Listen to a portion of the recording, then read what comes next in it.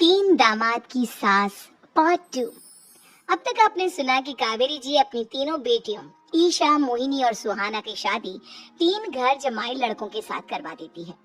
उन्हें लगता है कि ये लड़के शायद घर का कामकाज संभाल लेंगे, लेकिन उनके तीनों घर जमाई बहुत आलसी थे।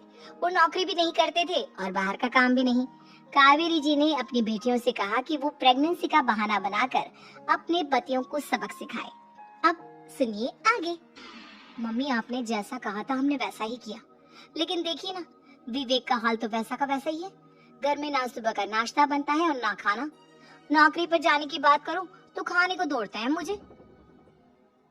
हाँ मम्मी, मैंने भी सुमित को कितनी बार कहा कि अगर नौकरी नहीं करनी तो कोई छोटी सी दुकान ही खोल लो। घर का खर्चा कैसे चलेगा? देखो, दोपहर के 12 बजने आए और जिनाब अभी तक सो रहे हैं। हाँ मम्मी, ईशा और सुहाना ठीक कहती हैं। अविनाश का भी यही हाल है। जब मैंने अपनी प्रेगनेंसी के बारे में कहा तो मुझसे कहने लगा, अरे दूसरी लड़कियां तो 9-9 महीने तक नौकरी करती है, बस डिलीवरी के टाइम छुट्टी लेती है।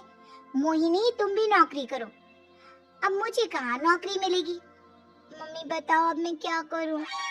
हे भगवान, क्या सोचकर घर जमाई दामाद लाई थी मैं कि मेरी बेटियां मेरे पास रहेंगी और खुश रहेंगी, लेकिन इन आलसी दामादों ने तो हमारी जिंदगी को भी प्रॉब्लम में डाल दिया है।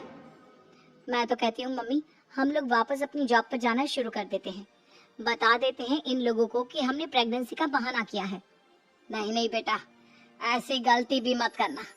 अगर तुमने ऐसा किया तो इन तीनों की आदत और खराब हो जाएगी। अरे आज नहीं तो कल कभी तो तुम प्रेग्नेंट होगी, तब वापस यही प्रॉब्लम आएगी। तब क्या करोगी तुम तीनों?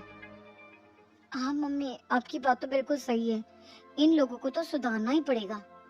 लेकिन कैसे? अपने बच्चों के आने की खबर सुनकर भी इन लोगों पर कोई असर नहीं हो रहा। पैसे कमाने के लिए घर से बाहर निकलना ही नहीं चाहते ये तीनों।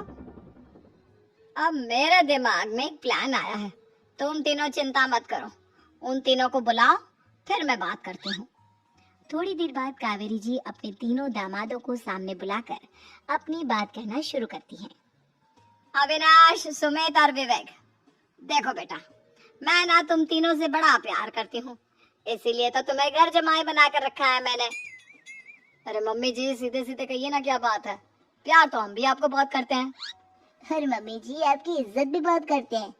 अरे भाई, आपकी जैसी सास और कमाने वाली बीवी सबको मिलती है क्या? हाँ मम्मी, विवेक और सुमित ठीक कह रहे हैं। आपकी बेटी से शादी करके मेरी तो जिंदगी ही अच्छी हो गई है।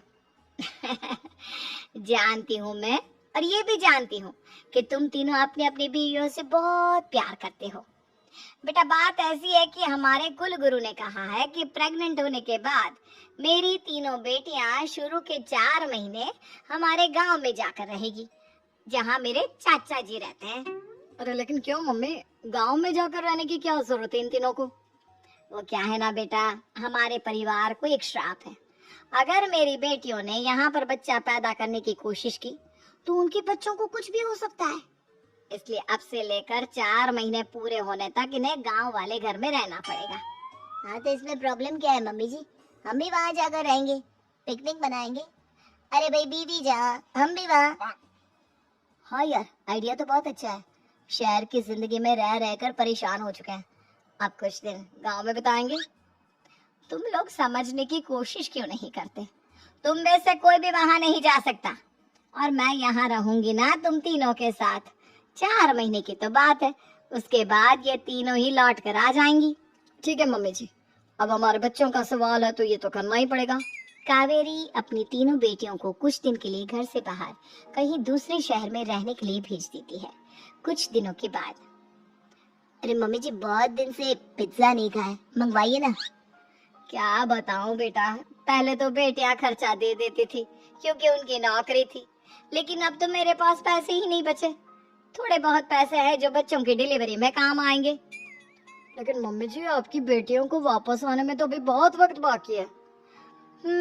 वही सोच सोच कर परेशान हो रही हूँ। सोच रही हूँ कल से दूध भी बंद करवा देती हूँ। अब दूध वाले को देने के लिए पैसे भी तो नहीं है ना। अरे नहीं नहीं मम्मी जी, अगर दूध भी बंद करवा दोगी तो मुझे चाय कहाँ से मिलेगी? और चाय के बिना मैं तो मर ही जाऊंगा। क्या करूं बेटा, इसके अलावा हमारे पास कोई ऑप्शन नहीं है। मेरे पास पैसे ही नहीं बचे। इस तरह कावेरी जी धीरे धीरे अपने तीनों दामादों को पैसे देना बंद कर देती हैं और घर में खाने पीने की चीजें लाना भी बंद कर देती हैं। अब वो तीनों बुरी तरह से परेशान होने लगे थे और इसलिए एक दिन तीनों प्लान करके घर से बाहर निकलते हैं और बाजार में जाने के बाद यार अच्छा खाना खाए हुए कितने दिन हो गए, पता नहीं कब अच्छा खाना मिलेगा। हमारी बीवियों के जाने के बाद तो हमारी हालत भिखारियों जैसी हो गई है यार। कुछ भी हो, मुझे तो आज पिज्जा खाना ही खाना है। जेब में 1 रुपया नहीं है और पिज्जा खाएगा, कहाँ से आएंगे पैसे? अरे देख वहाँ सामने बोर्ड पर क्या लिखा हुआ है, कंप्यूटर पर काम करने के लिए एक आदमी की आवश्यकता है। भाई मैं तो जा रहा हूँ, काम करूंगा और शाम तक पैसे लाकर आराम से पिज्जा खाऊंगा। जा जा, तुझे कोई काम नहीं देने वाला, हम तो घर जा रहे हैं। चल भाई सुमित। सुमित और अविनाश वहां से चले जाते हैं और विवेक उस कंप्यूटर शॉप पर सारा दिन काम करके 5,000 रुपए कमा कर घर लौट कर आता है और अपने खाने के लिए अच्छी अच्छी चीजें भी लेकर आता है। ये देखकर विवेक और सुमित के दिल में भी कुछ पैसे कमाने की इच्छा जागती है। अरे सुबह सुबह कहाँ चल दिए तुम? मम्मी जी एक बहुत अच्छी जगह मिली है, कंप्यूटर पर काम करने के 5,000 मिले थे कल मुझे। अगर रोज काम करूंगा तो पूरे 40,000 की तनख्वाह। अरे वाह, ये तो बहुत अच्छी बात है दामाद जी, आपको जाना ही चाहिए। सुमित और अविनाश विवेक को इस तरह तरक्की करते देखकर परेशान हो जाते हैं और वो दोनों भी काम की तलाश में निकल पड़ते हैं। धीरे धीरे उन दोनों को भी काम मिल जाता है। अब कावेरी के तीनों दामाद छोटी मोटी नौकरी करके अच्छा पैसा कमाने लगे थे। एक दिन कावेरी उन्हें अपने पास बुलाती है। अरे वाह, विवेक 40,000 कमा लेता है, अविनाश 60,000 और सुमित तुम भी 40,000 के आसपास कमा ही लेते हो। कुल मिलाकर तुम अच्छे खासे पैसे कमा रहे हो बेटा। हाँ मम्मी जी, बहुत मजा